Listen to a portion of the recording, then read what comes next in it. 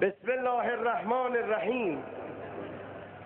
سلام بر معمار بزرگ انقلاب، پیر جماران، امام عشق. سلام بر رهبر فرزانه و جانباز انقلاب. با سلام و درود به مردم فهیم و مؤمن خرمشهر و مینوشهر که بنده را به عنوان امین و وکیل خود انتخاب کردند.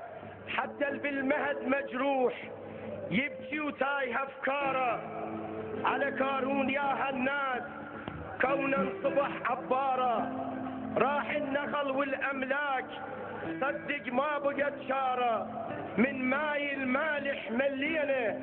سلام بر خرمشهر، سرزمینی به وسعت آسمان.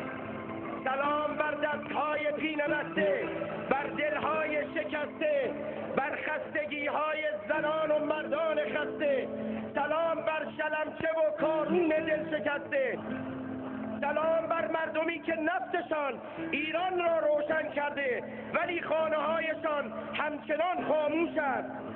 سلام بر مردمی که رودخانه کارون از میان شهرشان میگذرد ولی نه آب قابل شرب دارند و نه هوای قابل تنفس. تعرفه آب شیرین میدهند، آب شور مینوشند. سلام بر شهری که به موزه جنگ مبدل شده و فقط در سوم خرداد یاد میشود. سلام بر مردمی که گرد و غبار از یک طرف و بیکاری از